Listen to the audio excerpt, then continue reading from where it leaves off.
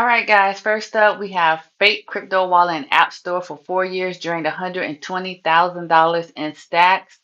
I covered this story previously. I will link the full video down in the description below, but for the purposes of this recap, I'm going to go through the highlights of this story. So last week, users were cautioned about a fake version of the Ledger cryptocurrency wallet that was available in the Apple App Store.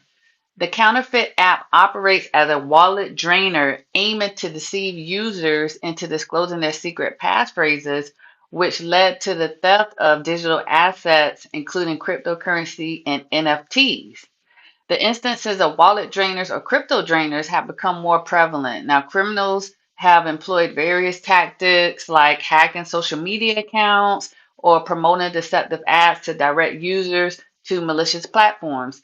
Take a look at this. Portal Finance founder George Burke disclosed a transaction illustrating that the fake app stole nearly 38,000 stacks valued at approximately $120,000.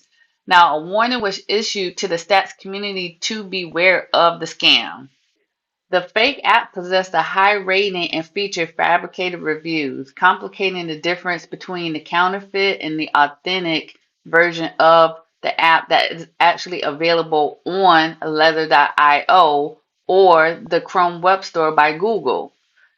Now, the malicious app has been removed from the Apple App Store. However, users are advised to remain vigilant against similar threats in the future. Despite Apple's reputation for maintaining stringent quality and security standards on the App Store, scammers have found loopholes to evade crucial checks, evident from the presence of the fake Leather app. In February of 2024, a fraudulent app named LASS, imitated the popular password management app LAST, LAST, PASS, underscoring the vulnerability of the App Store to such deceptive activities. A few tips I have for you guys is to make sure that you exercise caution. Download apps that are solely from trusted sources and carefully look at the reviews and ratings to detect any signs of frauds. Also, make sure that you stay informed, stay updated with the latest news and alerts from reliable sources, and remain informed about emerging threats within the cryptocurrency realm. Also, verify if something is authentic. Utilize official links from project websites when downloading apps to ensure that they're authentic and mitigate the risk of falling prey to scams. The hack of 15,000 Roku accounts is a great reminder to stop using the same passwords. Now, on March 8th of this year, Roku disclosed a data breach affecting approximately 15,363 customer accounts, leading to the unauthorized purchases of hardware and streaming subscriptions. Now, the breach actually occurred between December 28th of 2023 and February 21st of 2024. Now, the threat actors utilized stolen credentials from other breaches to access Roku accounts, selling compromised accounts as little as 50 cents on the dark web. Now, this allowed them to make illegal purchases using stored credit cards. Now, Roku took steps to secure affected accounts, including forced password resets, cancellation of unauthorized subscriptions, and issuing refunds to impacted customers. Now, Roku's absence of two factor authentication was highlighted as a vulnerability that could have prevented similar hijacking incidents. Now, Roku has faced criticism for alterations to its dispute resolution terms that were released on February 20th. Users were required to agree to the new terms to access their devices, including a forced arbitration agreement limiting users' ability to sue Roku or participate in lawsuits against the company. Now, in order for you guys to stay safe, I recommend making sure that you reset your passwords. If you suspect that your Roku account was impacted by the breach and they did not force you to have a reset, reset your password immediately. Make sure that you monitor your accounts for any suspicious activity. Look for any suspicious transactions on any of your credit card or banking accounts, okay?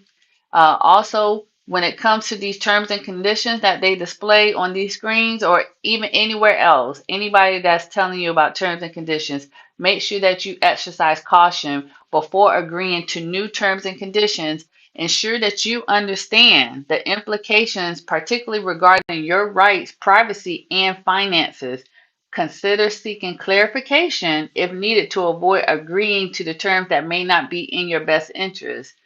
And again, when it comes to two-factor authentication, even though Roku does not offer it, make sure that you remain vigilant against phishing attempts and use strong passwords to enhance security. Okay, so this was reported by ABC7 in Chicago. Now, hackers took over a family's Cricket Wireless account, shut down the phones, and took over their financial apps. So, guys, listening to this story here because this is something that is actually happening now, not just to Cricket Wireless customers, but any customer. Okay, so this is a new scam that's happening. So, just to give you a recap of the story here. Now, there's a family in Chicago suburbs that faced a distressing ordeal after their wireless account was hacked, leading to the takeover of all five smartphones linked to the account. Now, the incident left them unable to use cellular service, access important accounts like Amazon, social media, and compromise their financial apps such as Robinhood and Coinbase, resulting in losses totaling $3,200.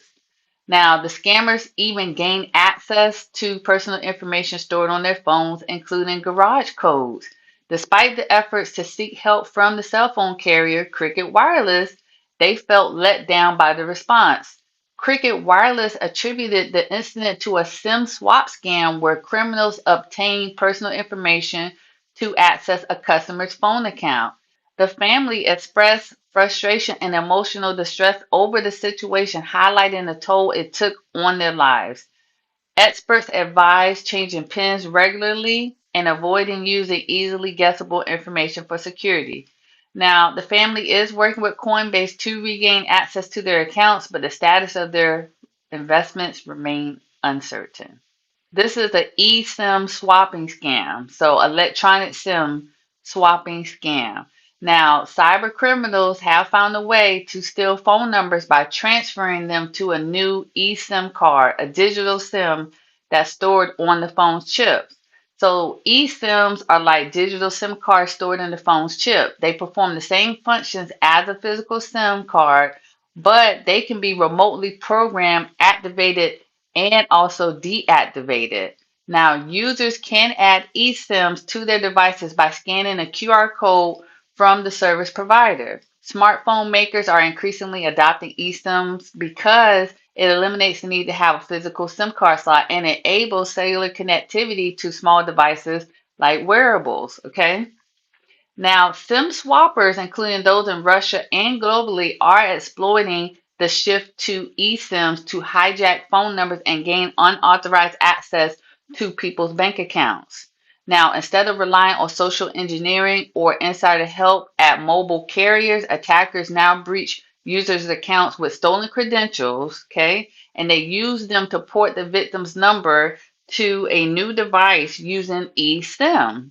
Now, attackers, what they're doing now, they're generating a QR code through the victim's hijacked mobile account, which they can then at that time scan with their device to activate a new eSIM, effectively taking over the victim's phone number while they're activating their own eSIM or SIM card. Now, just a few tips to help you guys with this type of attack. Make sure that you guard your personal information carefully. Regularly check your phone for unusual activity. Enable two-factor authentication where possible. Keep your phone software updated. Be cautious of resets to scan QR codes or change settings. Use strong, unique passwords and consider a password manager if you have a problem with remembering passwords. Avoid clicking on links or downloading attachments from unknown sources and report any suspicious activity to your mobile provider immediately. tech support firms will pay $26 million to settle FTC charges that they deceive consumers into buying repair services. So this is a scam that's been going on for a very long time. And it's not just these two companies, but it's also a number of other companies that do this. They mainly target the elderly community, and it's just sad. Tech support companies Restorio and Reimage have agreed to pay $26 million to settle charges for using scare tactics to convince customers, particularly the older ones, to pay for unnecessary computer repair services. The U.S. Federal Trade Commission imposed a fine for deceptive marketing practices that violated consumer protection laws. Restorio and Reimage use online ads and pop-ups resembling Microsoft Windows warnings to claim consumers' computers were infected with malware or had performance issues, prompting them to pay for repair services. FTC investigators tested out the services, found no real issues on their devices, but were falsely told that repairs were needed that was going to cost them up to $500. The proposed FTC order also prohibits Restoral and Reimage from engaging in deceptive telemarketing and misrepresenting security or performance issues to sell unnecessary computer services. So, a few things to help you guys protect yourself. So, make sure that you stay informed. Be aware of common tech support scams like fake pop ups claiming your computer has viruses. Now, I will say that cyber criminals also use this tactic to steal money from you. You'll see that there'll be the pop ups where it says you owe the IRS money, or the FBI has found you doing something on your computer you wasn't supposed to, and they've locked your computer. And the only way that you can get it unlocked is if you pay them a fine or a fee or something like that along the lines. And they'll have a link for you to click to reach out to them. And then what they'll do is they'll hack your machine because they'll ask you for access to get onto your machine. And once you do that, they're connected to your machine. Now, then two things happen. Number one, they'll ask you for credit card information to drain your account. So they'll ask you for some type of credit card information, some type of banking information, gift card, whatever the case may be. Whatever it is that they can get money from you, they'll do that. The second thing, they'll hack your machine and they'll go through all of your stuff, and then they'll try to extort money from you if they find anything on your machine that could put you in a compromising position. So first of all, you shouldn't have stuff like that on your computer. You shouldn't be doing that anyways. But if they find that, they will extort money from you. So that's two ways that they'll try to get money from you. So make sure that you stay informed and be aware of the scams that are out there.